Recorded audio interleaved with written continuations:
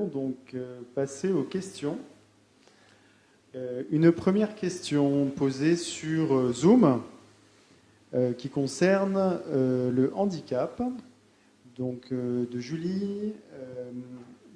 Donc, le modérateur peut-il poser ma question? J'aimerais entendre Monsieur le maire citer l'accessibilité de la ville aux handicapés, notamment moteur, dans toutes les jauges. Tout projet en travaux a besoin de passer par la jauge accessibilité. Et la suite de la question, ou une question supplémentaire, c'est en parallèle de la comptabilité carbone à chaque conseil municipal, j'aimerais voir la comptabilité handicapé moteur. Je pense que Isabelle Laussine, adjointe en mairie centrale sur la question du handicap, peut répondre à cette question. Madame Laussine, est-ce que vous nous entendez et est-ce que votre micro fonctionne?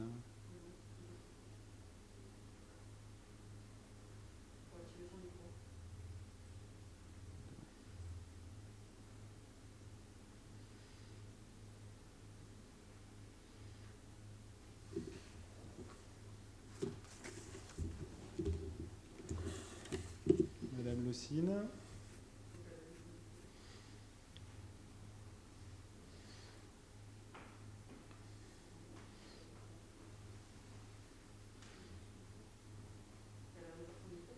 On ne vous entend pas, Madame Laussine.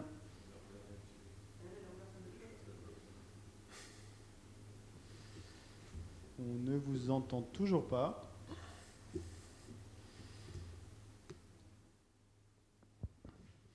Je vais peut-être, en attendant que Madame Laussine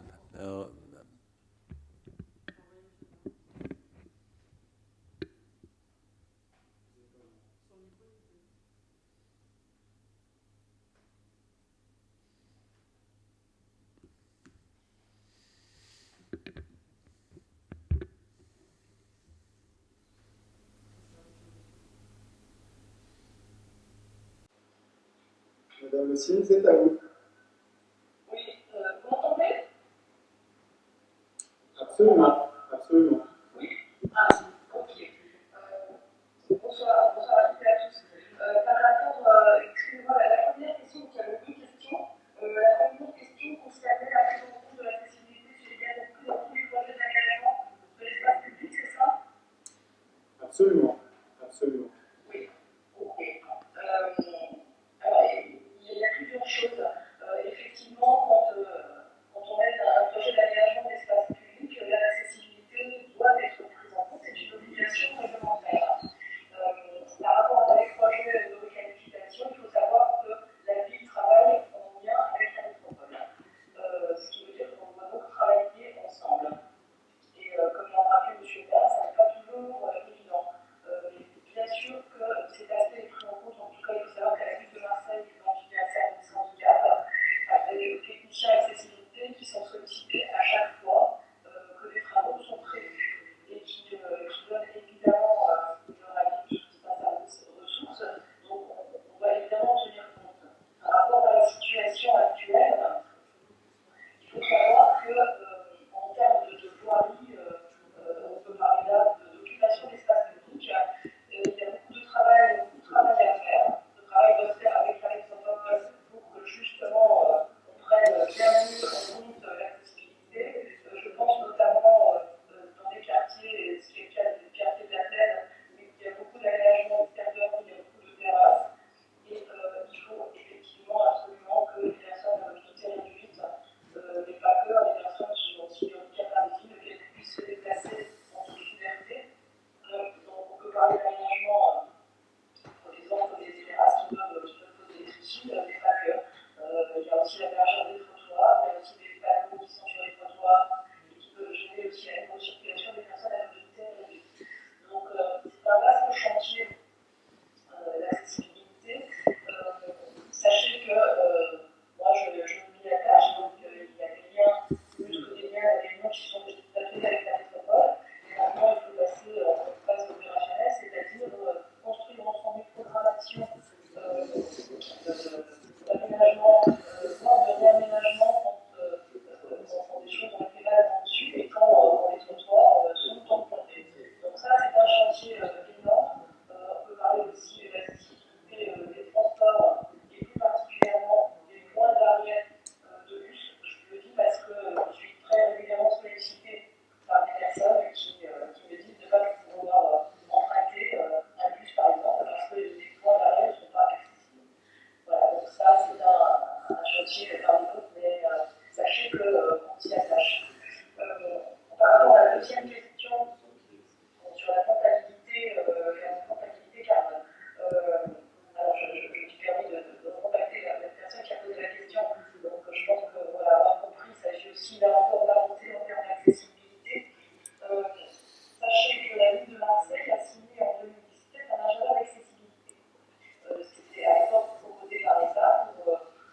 engager, obliger, encourager les collectivités à mettre en place de l'accessibilité dans les établissements qui reçoivent du public.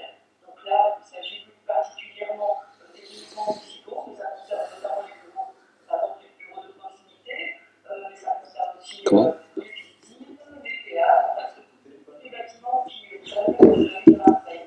Donc c'est là, on est engagé dedans. Depuis 2017, il y a à peu près plus de 1400 établissements qui doivent être traités en accessibilité. Aujourd'hui, on a pris énormément de retard. Donc, on a donc prévu la programmation en 2022. Il y a une centaine d'établissements qui ont été traités en 2021. Donc, on va continuer à avancer. Et dans le cadre de cet agenda d'accessibilité, donc, il existe une commission communale pour l'accessibilité qui s'est réunie depuis 2016. Donc là encore, donc je viens d'en redéfinir la composition qui va être élargie à un certain nombre d'associations d'usagers, mais pas que. Il va y avoir également les comités à la Confédération des comités d'intérêt financier. Et ceci pour nous permettre de tenir à jour cet agenda, de rendre compte de ce qui est fait au fur et à mesure et de pouvoir avancer ensemble avec les associations d'usagers sur les améliorations à apporter dans des délais qui sont acceptables et voilà, on est à la tâche. Voilà. Merci beaucoup. Nous avons une réponse complémentaire de Pauline Delage, adjointe de quartier. Bonsoir à toutes et à tous, j'espère que vous m'entendez correctement. D'abord, tous les vœux pour cette année, bonheur et santé à tous et toutes. Donc effectivement, je suis Pauline Delage, adjointe de quartier Notre-Dame-du-Mont, La Villette, Pont-Julien, Lyonneau, Jeudi et Place de Rome. Donc après cette question à la préserve, je voulais juste revenir effectivement pour compléter un peu sur la réponse d'Isabelle aussi et reparler un peu du quartier, rappeler que jusqu'à présent, le Pont-Julien, le parking du Pont-Julien n'était pas accessible aux personnes à mobilité réduite dans la mesure où l'ascenseur ne permettait pas d'avoir accès. Un petit mot. Donc nous avons fait la demande auprès du service de la métropole pour que ça change et effectivement nous avons reçu une réponse positive a priori. Et donc des travaux devraient être engagés d'ici 2023 pour qu'un ascenseur puisse donc rendre ce parking accessible à tous et toutes, en particulier aux personnes à mobilité réduite, mais aussi aux poussettes, etc. De la même manière, nous avons aussi interpellé les services compétents s'agissant de la suppression d'un agribus, puisque ça nous semble aussi important, effectivement, que les agribus permettent d'avoir des personnes fatiguées, personnes à mobilité réduite, d'attendre leur bus en bonnes conditions. Donc, un agribus a été supprimé en regard avec l'outil, et donc on a interpellé les services compétents pour ça. Donc, tout ça pour revenir outre le plan d'ensemble que vous avez aussi décliné, il y a aussi des petites actions qu'on essaie de mener quotidiennement pour faire en sorte que les personnes à mobilité réduite notamment soient prises en compte dans notre action quotidienne. Merci. Pour conclure, monsieur le maire. Donc je vais pas revenir sur les. Il y a beaucoup d'échos là. Je vais pas revenir sur ce qui a déjà été dit. Cette ville, Marseille, a du retard. Elle a du retard sur la prise en compte du handicap dans la ville. Et évidemment, notre ville n'est pas assez inclusive. Nos bâtiments municipaux ne sont pas assez inclusifs et on est obligé d'avoir un plan de rattrapage un petit peu en urgence parce que ça fait 7-8 ans, je crois, que tout le monde connaît l'obligation et l'échéance à laquelle il faudra que tous les bâtiments publics soient accessibles. Et là, je sais que Madame Lossine travaille beaucoup là-dessus en mairie centrale pour rendre nos bâtiments. Mais nos rues, effectivement, comme sur beaucoup de choses, on est en retard. On est en retard sur des feux qui permettent aux personnes qui sont aveugles d'avoir des signaux sonores, tout un tas d'équipements, des bateaux, tout un tas d'équipements qui permettent aux handicapés d'avoir une meilleure mobilité dans la ville. Et donc, effectivement, c'est un des grands chantiers et j'aurais certainement dû en parler. Et donc, je m'en excuse, mais ça fait partie de nos préoccupations, comme beaucoup de préoccupations auxquelles nous avons à faire face. Passons maintenant à la seconde question. Seconde question, désormais sur Facebook de Koulou Haïdar. Ce serait bien d'avoir un programme de sport pour nos enfants, nos écoliers, donc plutôt une remarque, avec une première partie de réponse de Cyprien Vincent, adjoint au sport, et la suite par Juliette Masson, adjointe aux écoles. Monsieur Vincent.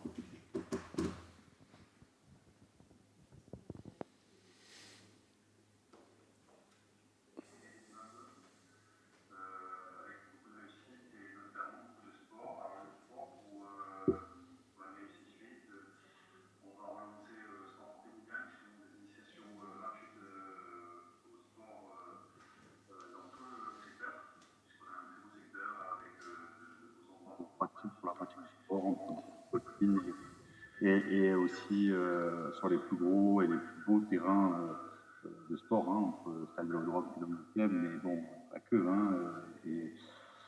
Donc on va relancer ce Sportez-vous bien qui va être ouvert à tous et à toutes, gratuitement, où chacun pourra venir pratiquer, découvrir les sports pour voir ce qui l'intéresse et là où il se retrouve et pouvoir irriguer notre belle, on a de belles associations qui sont là et qui font travailler tout le monde dans le sport, donc qu'il faut irriguer, qui sont un peu en difficulté avec cette crise Covid qui empêche vraiment la pratique. Donc le but de la mairie, ça va être d'amener les Marseillais, de mettre un peu de pied à l'étrier pour qu'ils aillent irriguer un peu ces associations sportives. Elles vont commencer à partir du mois de mars. Vous aurez toutes les informations et les inscriptions sur le site de la mairie. Bon, on va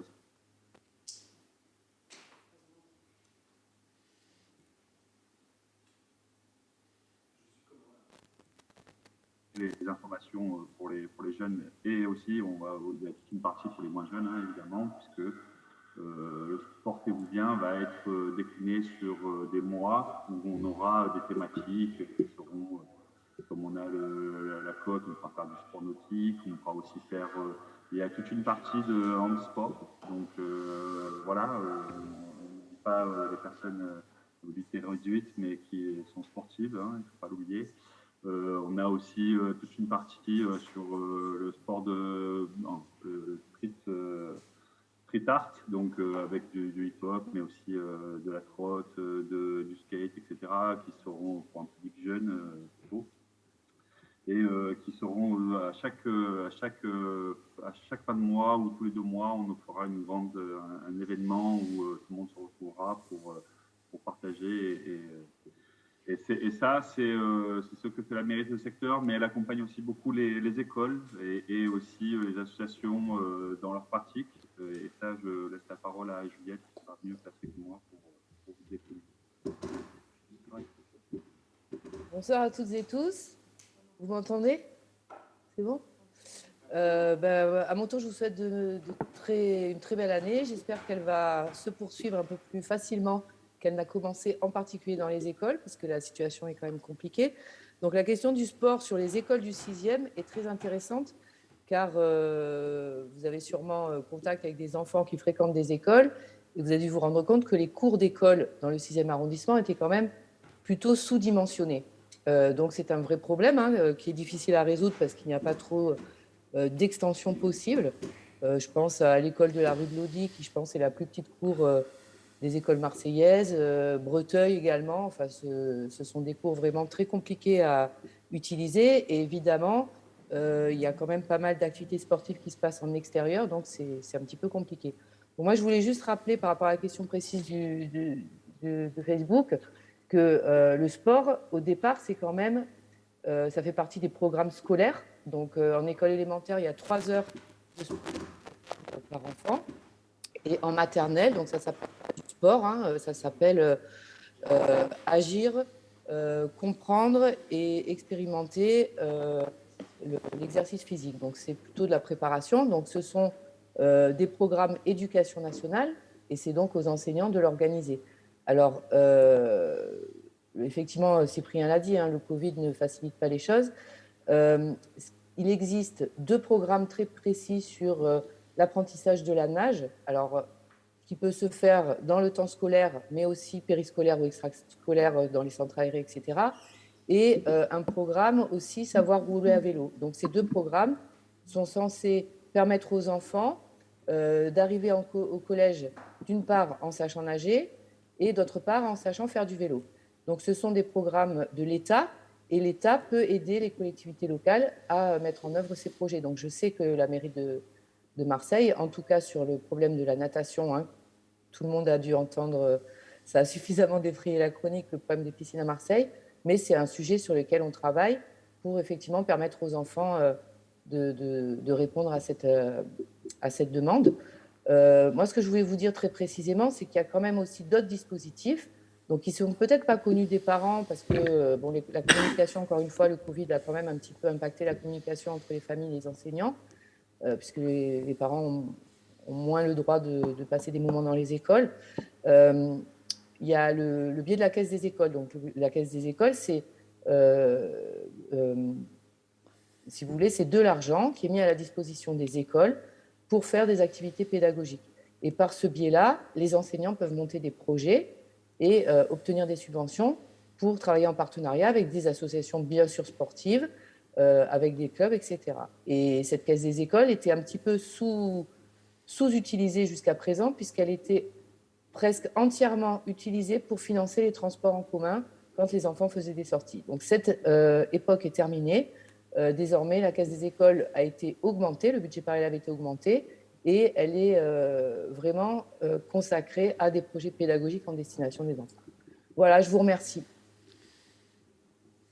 Nous allons donc passer à la question suivante. Une question exprimée sur le chat de Zoom par Annie Duranton. Vous avez évoqué la question du stationnement. Où en est-on de la suppression du stationnement à cheval autorisé qui ne respecte pas la loi de l'homme? Il avait été évoqué à l'automne dernier et semble avoir disparu des radars. Monsieur le maire, vous avez des éléments de réponse? Les éléments de réponse, il n'y a rien qui disparaît parce que ça fait partie des projets. Aujourd'hui, supprimer le stationnement à cheval, surtout Marseille, dans les conditions qu'on connaît, c'est un sujet qui est compliqué. C'est plusieurs milliers de places de stationnement qui seraient à supprimer.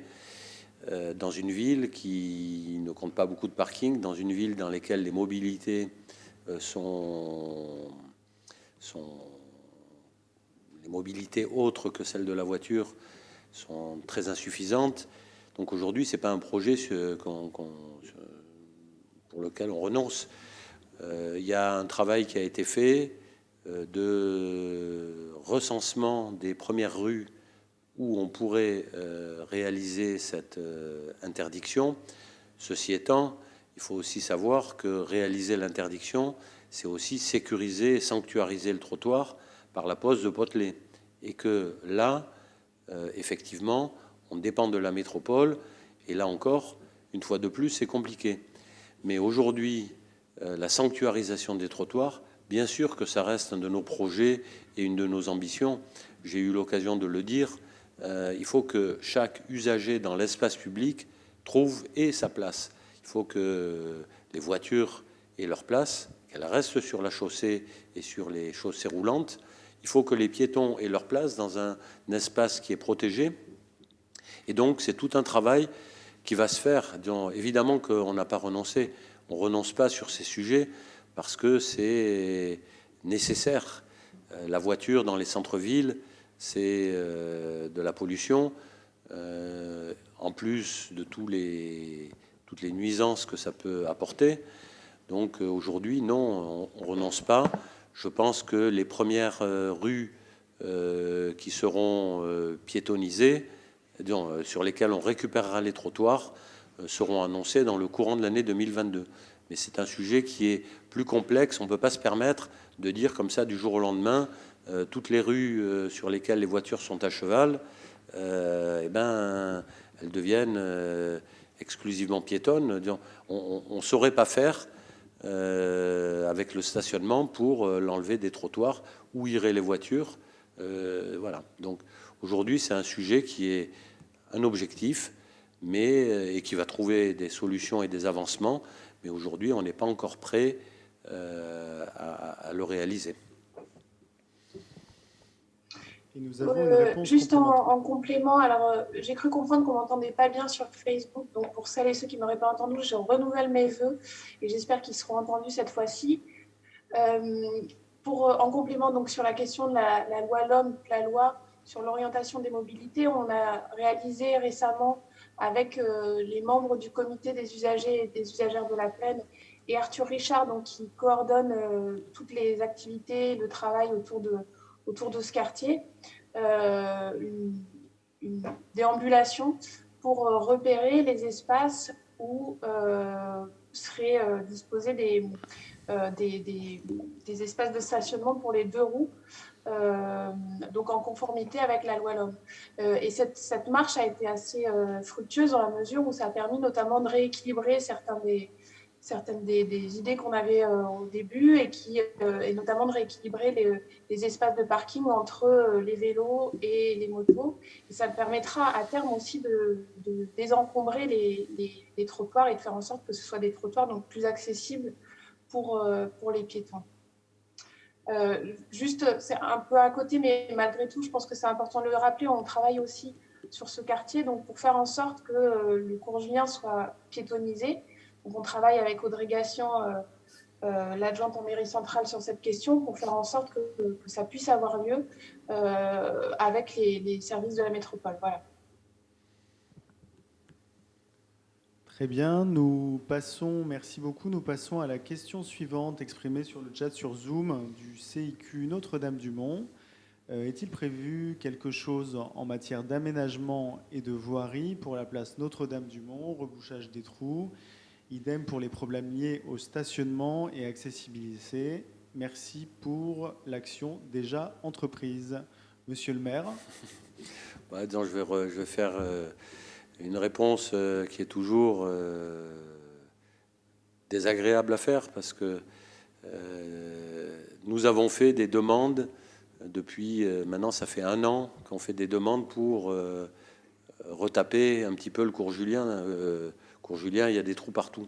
Donc évidemment que cette demande sur le cours Julien, des trous, il y en a aussi à Notre-Dame-du-Mont. Il y a des problèmes partout, disons, globalement. Et c'est ce que j'ai dit dans mon intervention tout à l'heure, c'est que c'est sûr que il faut faire des réparations parce que là, on est aujourd'hui dans un espace public qui est dangereux. Il y a des trous partout et on peut se tordre la cheville. Et donc, il faut le réparer.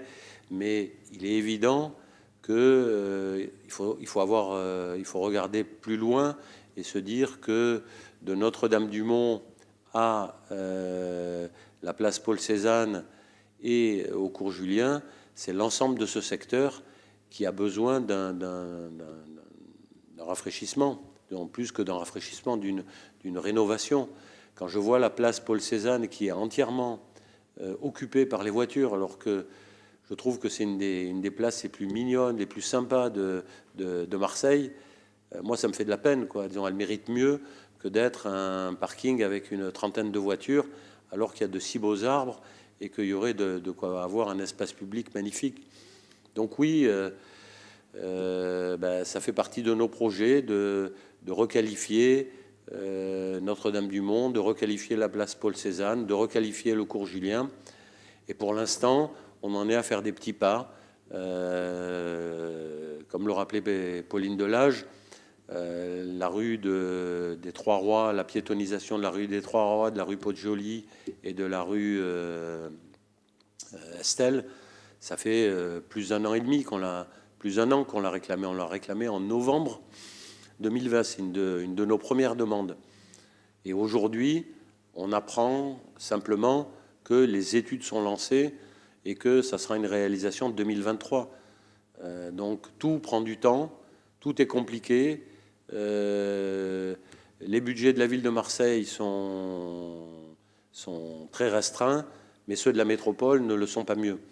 Donc aujourd'hui, on est dans cette difficulté-là, d'avoir beaucoup d'envie, beaucoup de projets qui sont tous nécessaires, et puis de se heurter aussi parfois au mur des réalités et de devoir composer avec une autre administration qui n'est pas très moteur sur ces sujets-là, et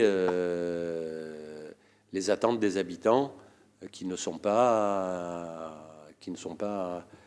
entendues. Donc, mais on se bat. C'est des sujets qui sont quotidiens pour nous et pour lesquels on sera là jusqu'à avoir des réponses, jusqu'à avoir des propositions, jusqu'à avoir des perspectives. Mais là, aujourd'hui, à part vous dire qu'on a demandé effectivement aussi la remise en état à minima de Notre-Dame-du-Mont, comme on l'a fait pour le cours Julien. Voilà. Et on attend. Merci, monsieur le maire. Nous allons passer à une question sur Facebook exprimée par Naïma Fulud. C'est Isabelle Lossine qui va répondre à cette question. Pouvez-vous créer plus de places de stationnement handicapées? Car dans le secteur préfecture, il y en a très peu. Merci pour votre réponse. Alors oui, il faut qu'on crée plus de places pour les personnes à mobilité réduite. Alors très brièvement, à Marseille, à aujourd'hui, il y a un peu plus de 780 places qui existent, qui sont comptabilisées. Ce qui ne veut pas dire qu'elles sont toutes opérationnelles, mais en tout cas, c'est le chiffre qu'on a. Par comparaison, à Rennes, qui est quand même beaucoup plus petit que Marseille, il y a 1100 places. Donc, ça vous donne une idée de tout le travail qu'on a à faire ici. Donc, ce qui va se passer dans les 2 mois qui arrivent, on est en train de procéder à un recensement déjà de toutes les places à mobilité réduite dans l'ensemble de la ville. Donc, bien évidemment, ça concernera, parce que votre demande portée sur le quartier de la préfecture, donc ça va concerner à aujourd'hui tous les quartiers de la ville. On va recenser toutes les places dans un premier temps. Dans un deuxième temps, on va donc les localiser et on va les rendre accessibles sur le site de la ville de Marseille via une cartographie. Et dans un troisième temps, on va créer des places de stationnement, effectivement, parce que moi, je suis sollicitée par des demandes, des demandes individuelles. Les services sont sollicités par des personnes, mais à aujourd'hui, je le constate, c'est pas si simple que ça de savoir à qui s'adresser, comment procéder. Normalement, ça passe par la ville de Marseille. Il y a aussi la métropole qui peut être sollicitée, donc en fonction des zones dont il est question. Donc oui, on va créer plus de places à mobilité réduite. Moi, je pense notamment, effectivement, dans les zones où beaucoup de gens se déplacent. Alors, c'est vrai qu'il y a le front de mer qui est un exemple parce qu'il y a pas mal de demandes. Mais bien sûr, tous les quartiers, de toute façon, vont être étudiés et puis des places vont être créées. Alors, il faut juste savoir que des places, on peut pas les créer tout à fait comme on veut. Les places ont des normes, elles doivent avoir une certaine largeur, une certaine longueur. Il ne faut pas qu'il y ait une pente trop pentue. Il faut que la place soit utilisable par les personnes qui en ont besoin. Et je suis aussi sollicitée par des personnes qui malheureusement déplorent le fait qu'il y a peu de places et qu'elles sont souvent occupées par des personnes qui ne sont pas à mobilité réduite. Donc voilà, ça c'est une problématique aussi à laquelle il faut qu'on s'attache et il y a d'autres villes qui proposent de la sensibilisation. Voilà, on va essayer de mettre en place en tout cas différents outils pour permettre que ces places soient respectées et on va en créer. Merci. Merci beaucoup. Nous allons ensuite avoir une intervention d'Olivier Ménétrier, adjoint à la sûreté et à la propreté, sur des inquiétudes exprimées.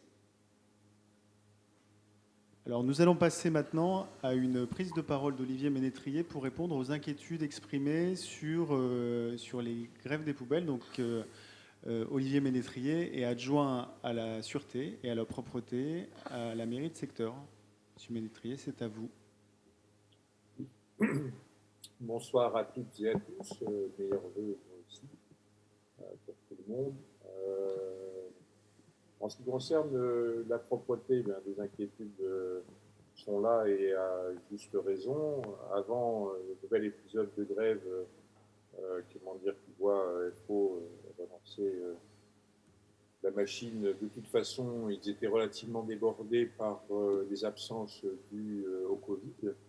Donc là, on nous a annoncé qu'ils étaient passés en mode dégradé sur une collecte d'un jour sur 4.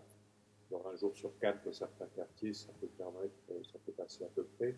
Et puis un jour sur 4, dans les quartiers un peu plus serrés en termes de densité, on retourne sur ce qu'on a déjà connu. Avec ma collègue, mon homologue ON7, Monique Rolbert, on a immédiatement... Monsieur Ménétrier, on ne vous entend pas très bien. Ah oui, mais là, comment dire? Moi, je suis devant mon appareil et je suppose que les autres sur Zoom m'entendent bien. Voilà. Donc, c'est plutôt de votre côté qu'il y a un petit souci en ce qui concerne l'insertion du son sur Zoom, mais je ne sais pas comment faire pour... Ou alors, vous voulez que je me mette à crier? Ça risque d'être désagréable. Je ne sais pas comment faire. Est-ce qu'on pense qu'il y a plus de gens sur Zoom que sur Facebook, auquel cas je continue? Ou alors est-ce qu'en technique, on va pouvoir corriger ça? Non, je continue. Peut-être Jean-Marc me dit pouce. Ça veut dire oui, normalement. Donc on est parti, je disais, sur un mode dégradé. Avec mon homologue Monique Rolbert, on est de toute façon en relation constante avec les gens de la métropole, que ce soit des gens des travaux, que ce soit des gens de la propreté. Et on a immédiatement demandé à ce que des bennes, ce qu'ils appellent des caissons, les grosses bennes, là, soient posées dans les quartiers de façon à prévenir, on va dire, le pire.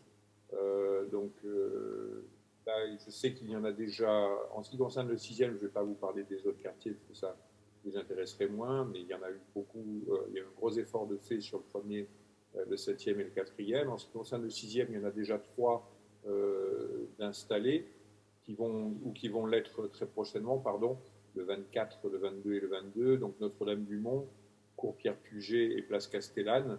J'attends toujours, comment dire, en ce qui concerne Rue Cantini, cours Julien, place Paul Valère et place Félix Barré, j'attends toujours la date de pause, d'installation, mais je pense que d'ici ce week-end, j'aurai comment dire, les renseignements.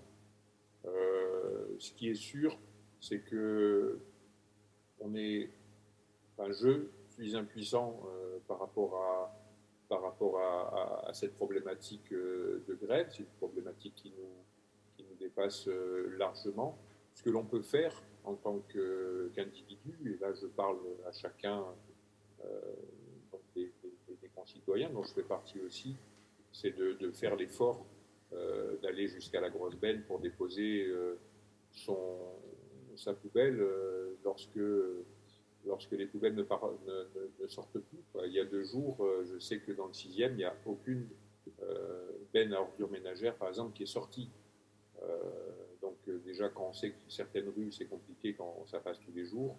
Voilà. Après, de manière plus large, il faudrait aussi faire un effort, là aussi, citoyen, et en ce qui concerne les commerçants, et notamment certains commerces. Alors, je ne vais pas pointer du doigt tel ou tel commerce, parce qu'on pourrait cibler les commerces de bouche, mais je sais qu'il y a aussi nos amis qui vendent des vélos qui, de temps en temps, balancent les cartons n'importe comment, etc. Donc, il y a un gros effort de civisme et d'explication, là aussi, à faire auprès des commerçants. Et bon, ça passe par tout le monde, hein, ça passe par nous, ça passe par la métropole, surtout, c'est son boulot, mais ça passe par nous aussi, mairie de secteur, et puis en fait, ça passe par chaque citoyen d'interpeller les commerçants chez lesquels ils vont, en leur demandant où est-ce qu'ils en sont de leurs redevances et où est-ce qu'ils en sont de leur obligation de traiter leurs déchets normalement. Alors je sais que c'est plus facile à dire qu'à faire. Hein. Je vois Madame Donat qui sourit Et je sais que c'est très compliqué. Je pense à des commerces qui ont des estaminets, enfin des surfaces assez réduites. Voilà, je sais qu'il y a une expérimentation qui est faite au niveau du cours Julien de façon à leur proposer un local et à ce que les commerces se groupent pour traiter les déchets. Je sais de toute façon que continuer comme nous le faisons aujourd'hui, d'une, à produire nos déchets, de deux, à les traiter, ce n'est pas souhaitable.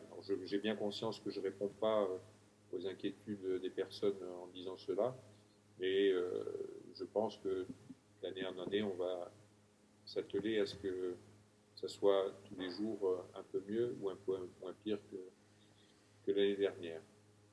Voilà, je ne sais pas si j'ai répondu à toutes vos questions, mais voilà ce que je pouvais vous dire en ce qui concerne la propreté pour ce soir. Ce que je sais, c'est que j'ai mon mail auménétrier@marseille.fr qui est que je consulte à tout instant et on peut me saisir et je peux reporter les signalements qui me sont faits directement auprès des personnes concernées. Il y a bien sûr engagé au quotidien et surtout à l'Omérie qui nous permet de signaler les choses les plus graves et les plus urgentes. Voilà. Merci beaucoup.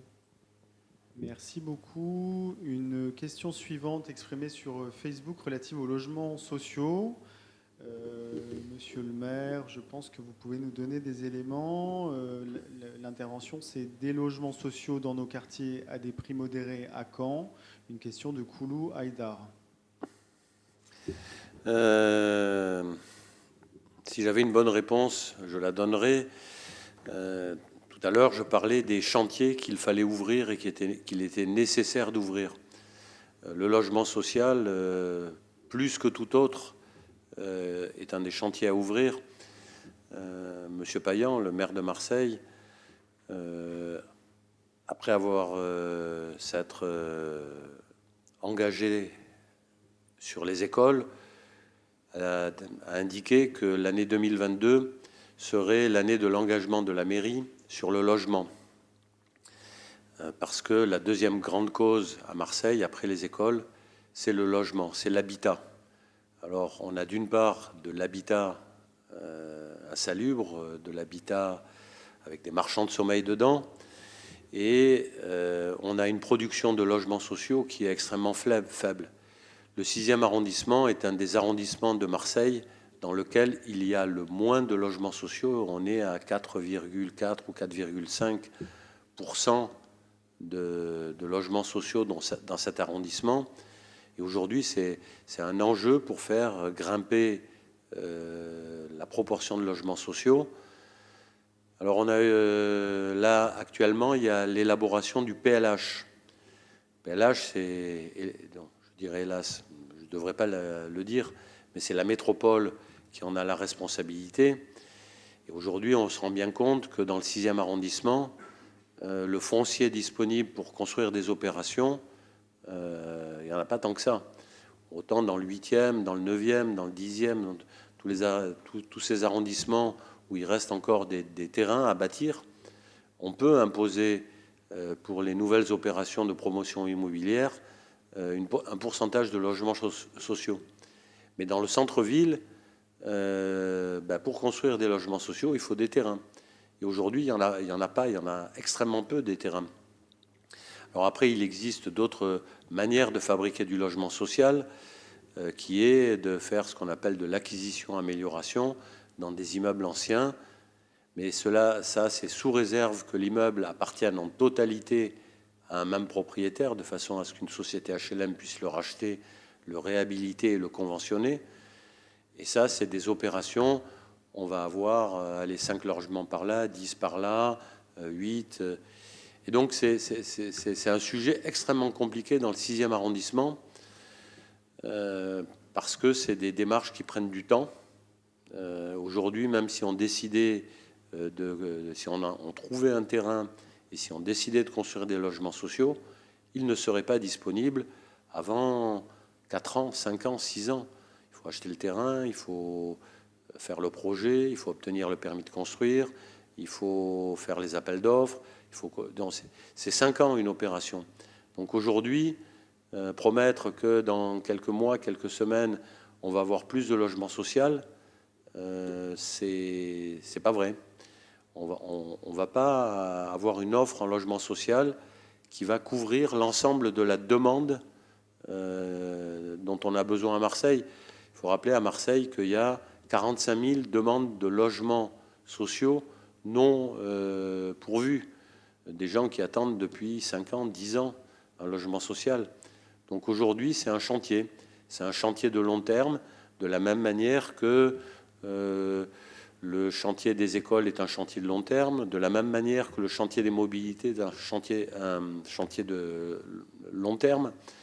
Et donc, quand je disais il faudra de la patience, ben oui, il faudra de la patience. Alors là, la seule chose, c'est qu'il y a une opération de logement social qui va démarrer rue Perrin-Saulier. Alors, ça ne va pas révolutionner la face du monde, hein. C'est une trentaine de logements sociaux dans un ancien foyer dont les études, je crois que le permis a été accordé. Donc les travaux vont commencer d'ici 3-4 mois, si je ne m'abuse. Mais bon, voilà, sur le quartier, rue Perrin-Saulier, il y aura une trentaine de logements sociaux en plus. Et après, ben, on fait tout, à chaque fois qu'on a des opportunités, pour instiller et obliger les opérateurs à faire du logement social. Mais dans le 6e, il n'y a pas de terrain. Tout le monde connaît. Alors, sauf à construire dans les parcs et jardins, mais c'est quand même pas l'idée non plus. On ne va pas avoir dans les mois, dans les années qui viennent, beaucoup plus de logements sociaux. On va faire des efforts. Les bailleurs sociaux sont mobilisés, mais j'en suis désolé, je le regrette profondément parce que c'est un vrai besoin, un grand besoin, mais il n'y a pas une solution qui permettrait de fabriquer du logement social très rapidement.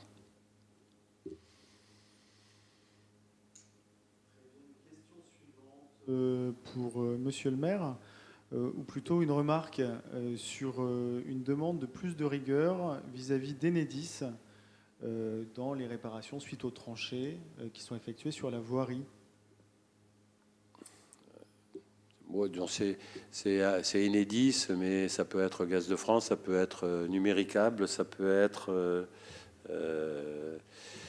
ça fait partie des chantiers, alors des chantiers en fait de tout temps, hein, et dans toutes les villes, c'est toujours le même problème, c'est les opérateurs au prétexte de l'urgence, au prétexte du service public.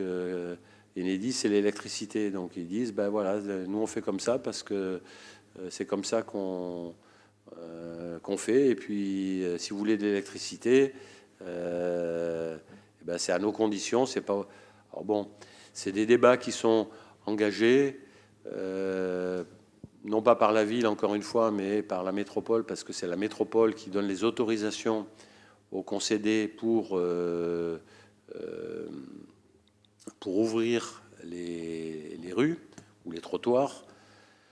En revanche, ce qu'on arrive à faire, c'est chaque fois qu'il y a des signalements, parce que c'est vrai qu'ils font des trous dangereux, ils laissent des boîtiers ouverts. Chaque fois qu'on nous les signale, et de manière ponctuelle, on arrive à intervenir auprès des opérateurs, des concessionnaires, pour qu'ils fassent la mise en sécurité le plus rapidement possible. Voilà, donc imposer à Enedis un autre mode de faire, c'est compliqué, mais c'est compliqué pour tout le monde. Mais je pense qu'un jour, il faudra effectivement qu'ils acceptent que la rue ne leur appartient pas non plus. Merci beaucoup.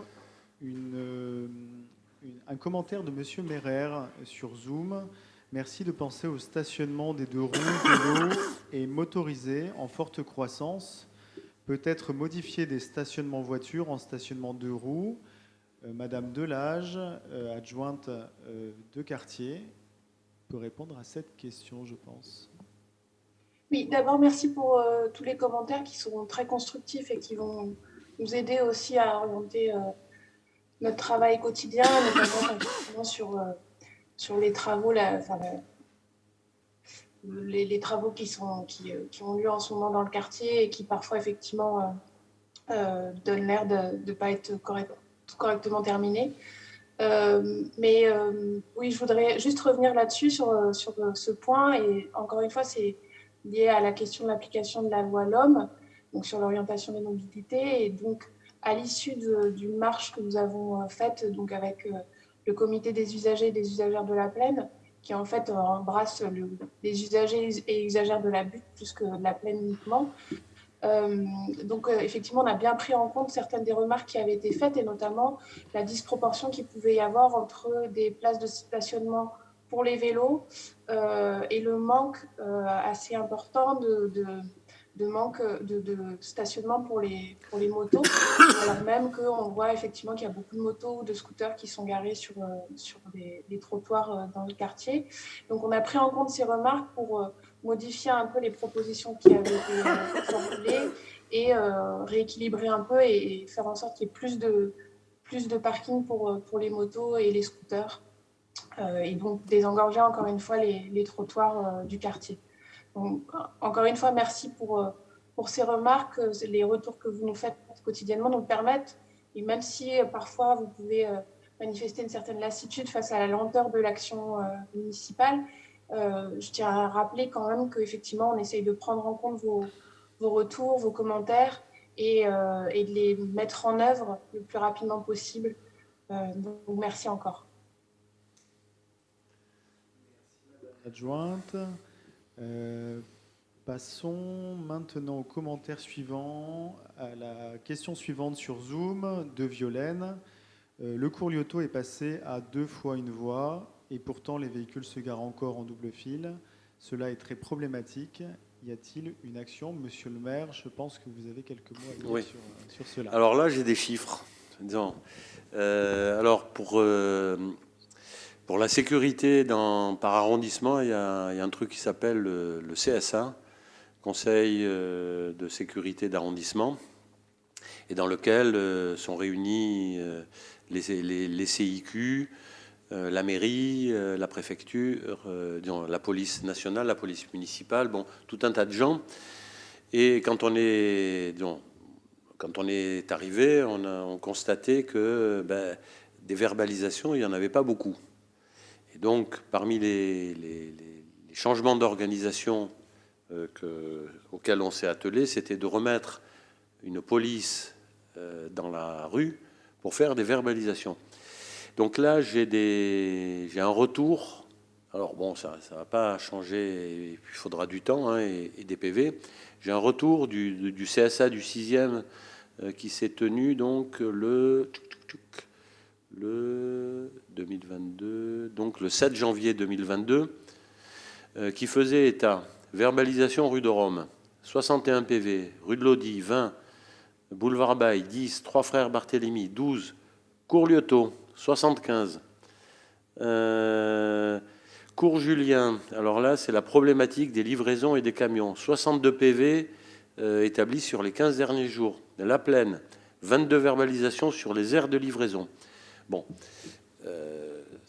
comme je le disais, c'est pas, ça peut sembler beaucoup parce que il y a plus de 200 ou 300 PV, et on se dit qu'il en faudrait peut-être non pas 200, mais 200 tous les jours pour que ça puisse commencer à être dissuasif. Ceci étant, c'est un mouvement qu'on a commencé à impulser, qui est de verbaliser les 2 roues sur la Plaine, de verbaliser les 2 roues sur le cours Julien, de verbaliser les voitures qui se garent sur les aires de stationnement, les emplacements livraison, parce que aujourd'hui, ceux qui font du double fil sur le cours Lyoto, c'est essentiellement des livraisons, et qui s'arrêtent en double fil parce que les places les aires de livraison sont encombrées. Donc aujourd'hui, il y a toute cette pédagogie à faire. Alors elle va passer vraisemblablement par de la verbalisation. Et puis c'est aussi à chacun d'être assez de faire son autocritique un petit peu sur la manière dont il utilise l'espace public. Des habitudes terribles ont été prises par tout le monde. Qui peut dire aujourd'hui qu'il s'est jamais garé en double fil? Qui peut dire aujourd'hui qu'il s'est jamais garé sur un passage clouté? À Marseille, en tout cas, il y a des habitudes. Il faudra du temps pour les changer. Alors ça passera un peu par une prise de conscience civique. Ça passera beaucoup par de la verbalisation. Mais on est en train de s'engager sur la reconquête de l'espace public avec chacun qui retrouve sa place, les piétons sur les trottoirs, avec des trottoirs non encombrés, les voitures qui circulent. Il faut trouver aussi des places pour les vélos. Donc aujourd'hui, il y a tout cet aménagement de l'espace qui est à repenser et des nouvelles habitudes à prendre. Merci beaucoup. Une question suivante sur Facebook de Koulou Haïdar. Je lis le commentaire. Ensuite, la question. La crise sanitaire a mis beaucoup de familles et des étudiants en difficulté.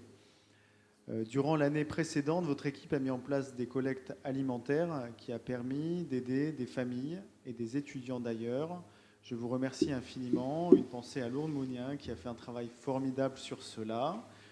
La question est, est-ce que vous allez continuer dans cet élan de solidarité? Merci beaucoup.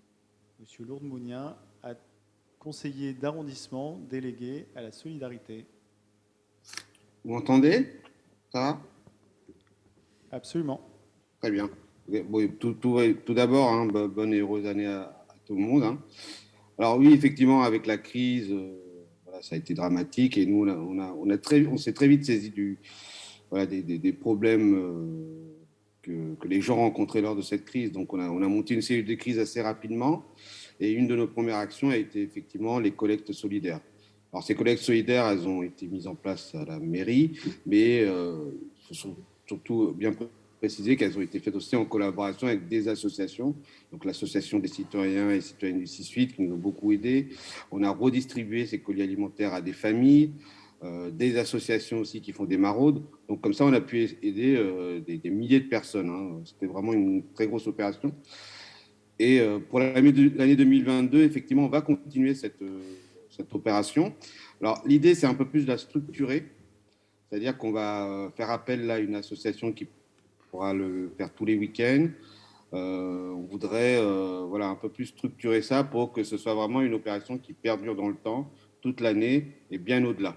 Donc on essaie vraiment l'année dernière, on l'a fait, on était dans l'urgence, on a un peu plus bricolé, je dirais. Et là, on essaie vraiment de structurer cette opération des collectes solidaires. Mais bien entendu, en 2022, nous allons continuer cette opération. Et après, en termes de solidarité, effectivement, on ne fait pas que les collectes solidaires, on essaie de faire des événements ponctuels, mais aussi des événements qui vont s'inscrire dans le temps. Alors, en termes d'événements ponctuels, à Noël, nous avons été très actifs au niveau de notre mairie. Nous avons fait des repas solidaires pour les sans-abri, les personnes qui étaient plus vulnérables. Nous avons fait les boîtes solidaires qui ont très bien marché. Nous avons collecté près de 530 boîtes solidaires qu'on a pu redistribuer à des associations pour organiser leur Noël. Nous avons fait aussi des Noëls des familles, hein, au cours Julien en particulier. Au Molotov, nous avons accueilli des familles hein, le 11 décembre, quelque chose comme ça. Puis très récemment, hier aussi, avec la mairie centrale a organisé la nuit de la solidarité.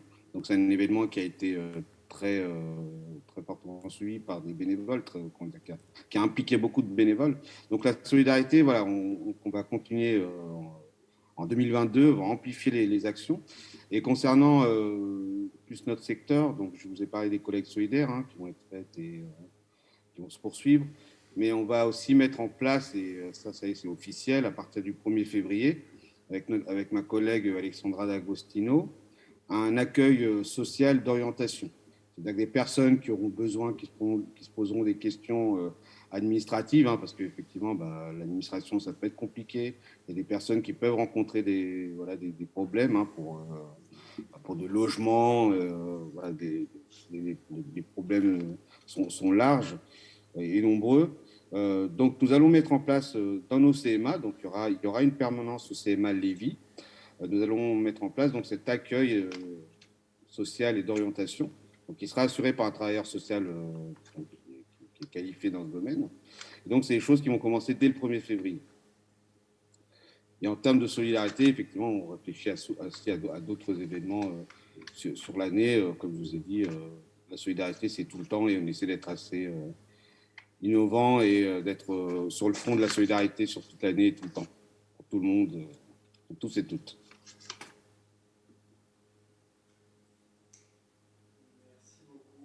Nous n'avons plus de questions. Il restait une question sur la place Carly. Monsieur le maire, vous pouvez répondre. Hein.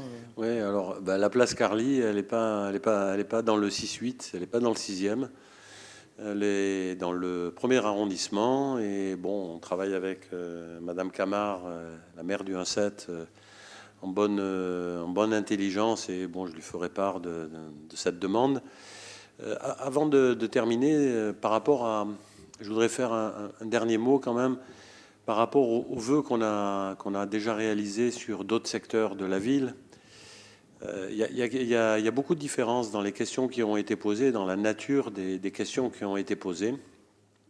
Et je trouve ça très intéressant parce que finalement, ça montre ce qu'on est capable de faire, ce qu'on n'est pas capable de faire immédiatement, et en tout cas notre volonté d'action. C'est-à-dire que la dernière intervention de Lourdes Mounien, qui parlait de la solidarité, c'est une de nos compétences, c'est un domaine d'action dans lequel on peut faire. Et on le voit, dès qu'on peut faire, dès qu'on peut agir, on est présent. Sur la solidarité, il fallait se mobiliser, il fallait ouvrir nos CMA, il fallait organiser des actions, participer à la nuit de la solidarité. On a été là. Je citerai un autre exemple. Sur nos jardins de proximité, on n'a pas beaucoup de compétences en mairie de secteur, mais sur nos jardins de proximité, on a la latitude d'agir. Et quand on l'a fait, et on le fait. C'est-à-dire qu'aujourd'hui, il y a plusieurs de nos jardins qui sont en train d'être renaturés, d'être reconstruits, d'être réaménagés. Et en vous disant ça, c'est que ce que je veux dire, c'est qu'il y a une volonté extraordinaire de la mairie, qu'elle soit en mairie de secteur ou que ce soit même en mairie de secteur. Alors bien évidemment, comment ne pas comprendre l'impatience? Comment ne pas entendre ces difficultés du quotidien, ces irritants qui sont les voitures sur les trottoirs, qui sont le handicap qui n'est pas pris en compte ou mal pris en compte, qui sont le manque de logements sociaux. Aujourd'hui, tout ce que je peux vous dire, c'est que chaque fois qu'on peut faire quelque chose, on le fait. Sur les écoles, la mairie centrale et le maire de Marseille s'est battu pour réussir un plan école, et on est sur tous les dossiers, sur tous les chantiers, avec la même motivation, la même volonté, c'est de faire changer la ville, de la transformer et de donner des directions. C'est ce qu'on est en train de faire, et tout ce que je peux vous dire, c'est que l'ensemble de l'équipe municipale, l'ensemble des élus d'arrondissement, on est tous extrêmement impliqués parce que c'est important. Je le disais en tout début d'intervention, le maire, la mairie de secteur, c'est la mairie de la proximité, la mairie de l'écoute. Et aujourd'hui, on entend tous et toutes ce que vous nous dites. Nos quartiers sont mal nettoyés. Nos quartiers, il y a des trous dans les rues. Nos quartiers, il y a des terrasses sauvages. On entend tout ça. Et sur chacun de ces sujets, ce que je peux garantir, c'est que tout le monde s'implique pour faire en sorte que, petit à petit et aussi vite que possible, et en accélérant chaque fois que cela sera possible, nous avons cette grande volonté, cette grande ambition qui est de transformer nos arrondissements, mais de transformer la ville et la manière dont on fabrique la ville. Et c'est avec vous, ensemble, dans les comités d'usagers, qu'on le réalisera. Je vous souhaite une bonne soirée.